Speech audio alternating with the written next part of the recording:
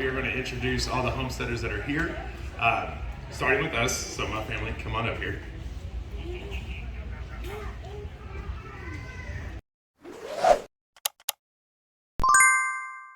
So we're Stivers Homestead. We're from Barwell, Kentucky, which is just right over the border, about 2 hours from here, right in the heart of Appalachia with you all as well. And we have a little farm. I say little, it's 12 acres. We have quite a stuff that's going on there. But I'll let my wife introduce herself and our two little kiddos. Yeah, so I'm Jen, and just to add, we started this journey about 7 years ago. We moved to our new property, which is 12 acres, and I was able to start a business with medicinal herbs and salves and soaps, all coming from our gardens and our animals, and I was able to bring him home, which has been wonderful. We homeschool our two kids, so we're always together as a family, and we also have an Airbnb on our property, and we let people come and stay and experience the farm and just get to live life and meet us and hang out and decide if they ever want to take this journey and get animals and garden and stuff like that. But I am Jen. I'm Raylan and I'm 7 years old. I'm Wyatt and I'm 10 years old. All right, now we'll hand it over to Hansel and you can speak. We're going to have Hidden Oaks Homestead. No. Come. They're going to be speaking at 1 p.m. about livestock guardian dogs, but I'll let them say a little bit about themselves. What's going on, everybody? I'm Chip, and this is Nicole, if you could get out of the shot.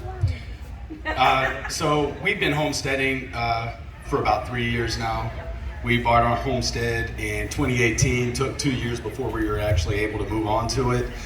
We got all the animals, we're trying to do all the things. We're trying to get to where Zach and Jen are. We're not there yet, but we're documenting our process on YouTube. And for me, it's all about the animals. For Nicole, it's about getting dirty in the garden. And I'll be speaking after Zach. I was about to say Jen. I was about to point at you and call you Jen.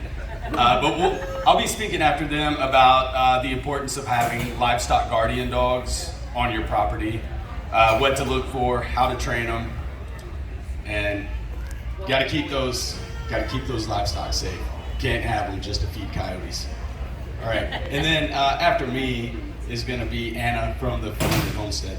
Now, you got to come and say stuff like I did. All right, I'm Chip. Stuff like I did. I'm Anna. I am at the Fermented Homestead. I have been homesteading for probably about 5 years with my husband, and he's back at home taking care of the homestead. And most of my channel is kind of revolved around fermentation, gut health, that sort of stuff, which I've been doing for about 10 years now.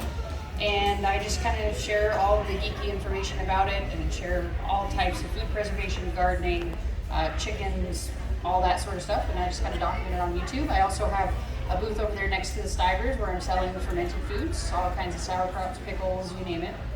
And so yeah.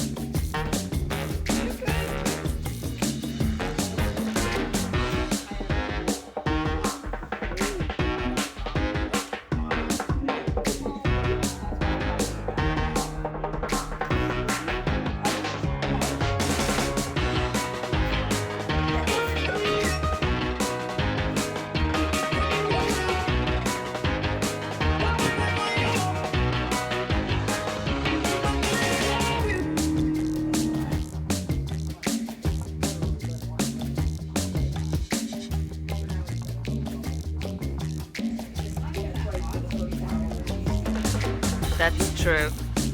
The first hour is probably not going to be too bad, right?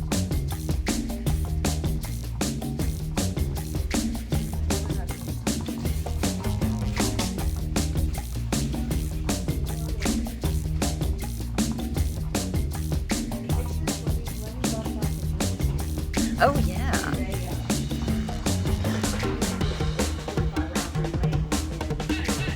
Around in the ice.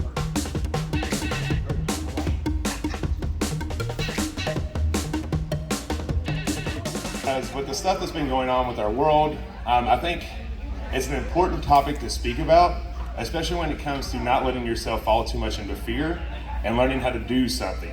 So the quote, do something, is something that I've specifically been talking about. We'll pass forward this since we already talked about it. But I always say, don't worry, do something. And what I mean by that is, I am very, very aware of all the stuff that's going on in our world. I'm aware of the current events that are happening.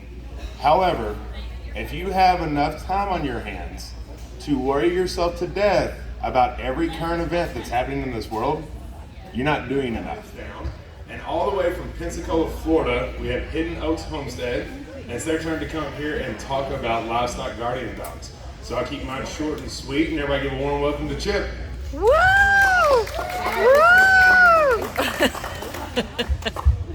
Woo! What's going on, everybody?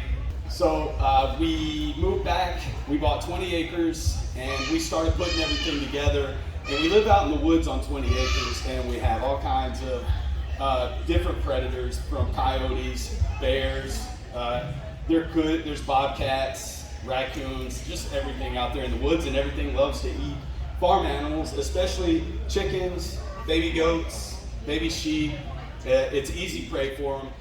And now to bring us home, all the way from Missouri, Anna from Fermented Homestead is going to teach y'all how to ferment. So give her a warm welcome as she comes on up here. Woo! Thank you, Zach. Resonate. A lot of people enjoy it, so that's what I'm going to be doing here. But the main thing is going to be me just showing you guys how I like to make sauerkraut. It's, there's a lot of different ways that you can make it, but then I'm going to show you how I like to make it. It's got extra fiber to it, so it's going to help the fermentation process better, but I just like to cut it out separately, and this knife is awful, so it might, hopefully will not end in stitches. Roll it in a jar. So if you want to get it packed in there real nice.